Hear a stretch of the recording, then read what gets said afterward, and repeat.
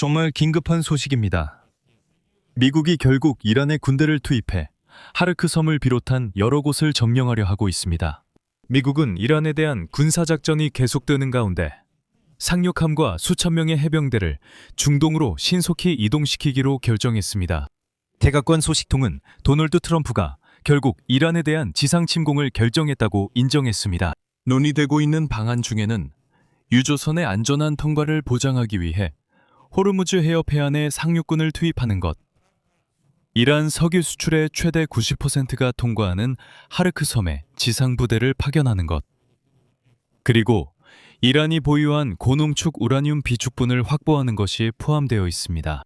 그리고 오늘 엑시오스라는 매체에서 제가 예상했던 소식을 전했습니다.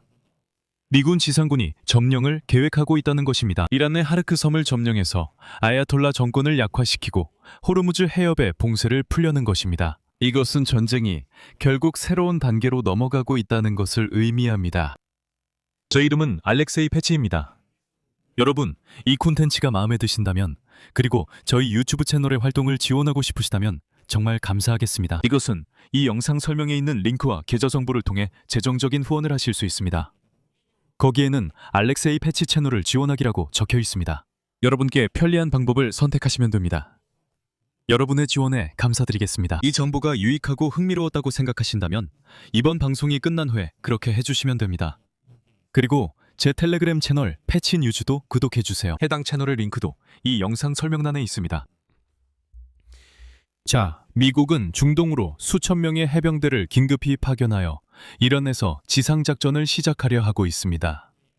이는 백악관 소식통에 의해 전해졌습니다. 도널드 트럼프는 이란에 대한 군사작전이 계속되는 가운데 상륙함과 수천 명의 해병대를 중동으로 신속히 이동시키기로 결정했습니다.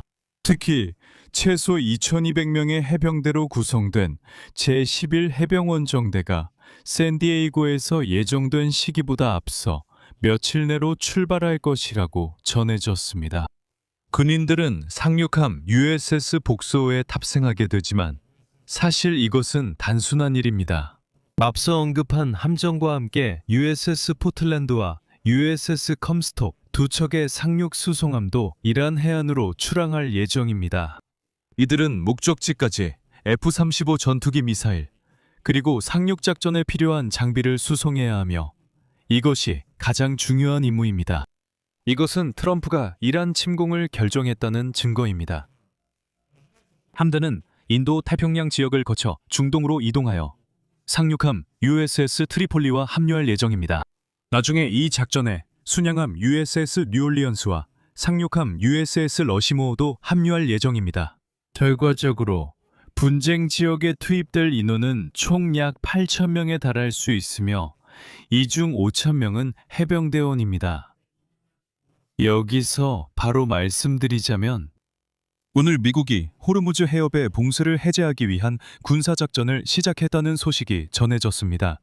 특히 미국 합동참모본부 의장인 댄 케인 장군은 공개적으로 미국 공격기와 아파치 헬리콥터가 현재 호르무즈 해협 상공을 비행하며 이란 쾌속정을 격파하고 해안선을 공격하는 등 작전을 수행하고 있다고 밝혔습니다. 그는 이것이 준비 단계일 뿐이라고 강조했습니다. 호르무즈 해협을 완전히 소탕하고 그 이후에 미 해군 함정들이 진입할 수 있도록 하기 위한 준비 단계라고 했습니다. 그리고 이런 소식이 전해지는 가운데 상륙군이 결국 긴급하게 이쪽으로 이동하고 있다는 소식이 나왔습니다. 앞서 로이터 통신 소식통들은 미국 대통령 행정부가 이란에 대한 지상작전을 위해 중동에 추가 병력을 파견하는 방안을 검토하고 있다고 전했습니다.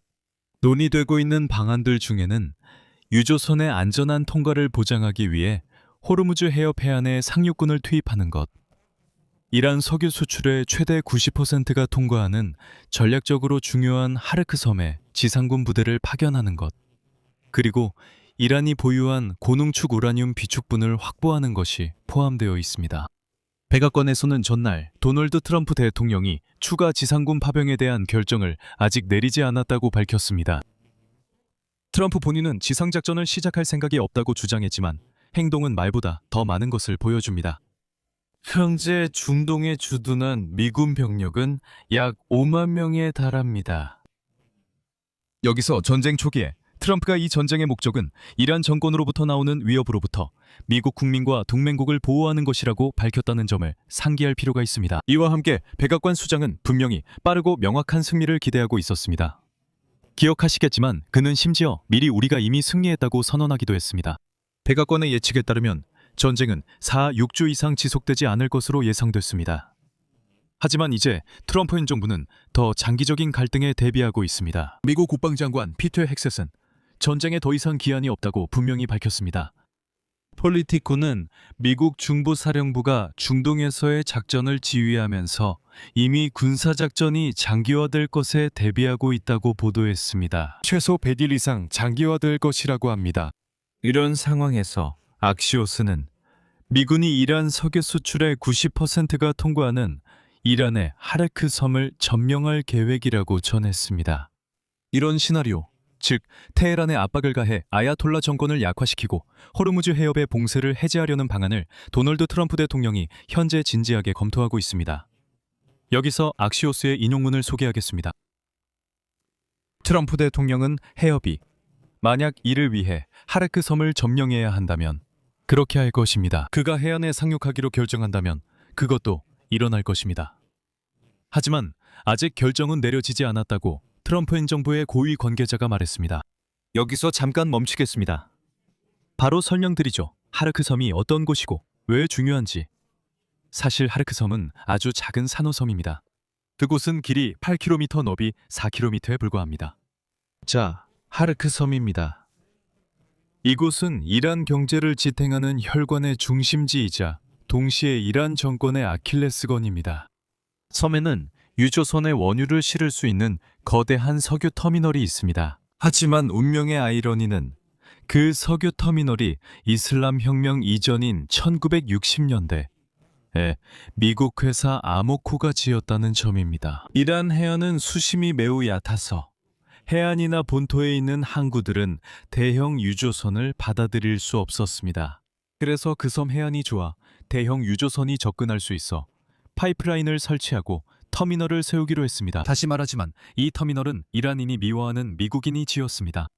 석유 시설을 파괴하거나 섬을 점령하면 이란은 생계 수단을 잃게 되지만 이는 전쟁의 대규모 확전으로 이어질 것입니다. 왜냐하면 한편으로는 미국 군인을 이란 영토에 파병해야 할 것이고 다른 한편으로는 이란에게 아직 공격받지 않은 페르시아만 국가들의 유전, 공장, 항구를 폭격할 명분을 줄 것이기 때문입니다. 이것은 전 세계적인 경제 위기를 몇 달 아니면 몇 년 동안이나 초래할 수 있습니다.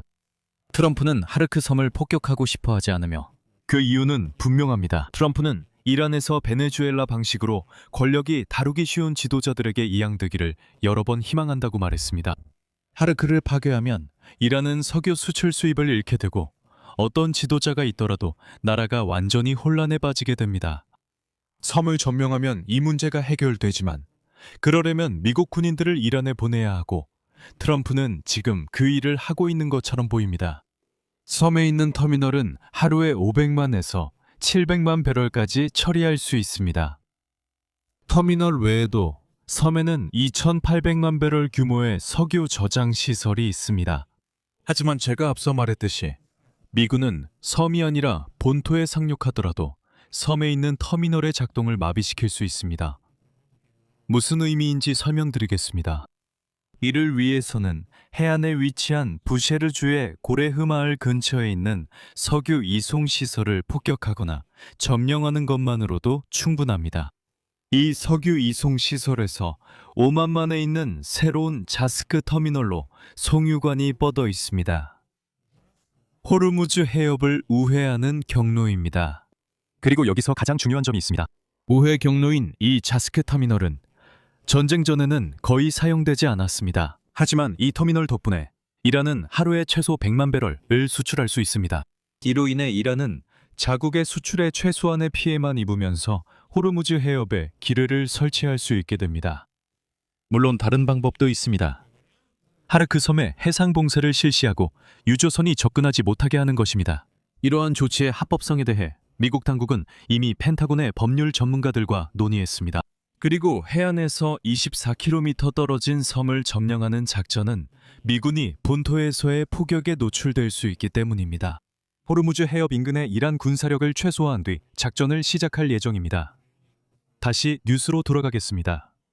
현재 공격기와 아파치 헬리콥터가 움직이고 있습니다. 미군의 평가에 따르면 하르크 섬을 점령하기 전에 이란군을 추가로 약화시키기 위해 약 한 달 정도의 공습이 더 필요하다고 합니다.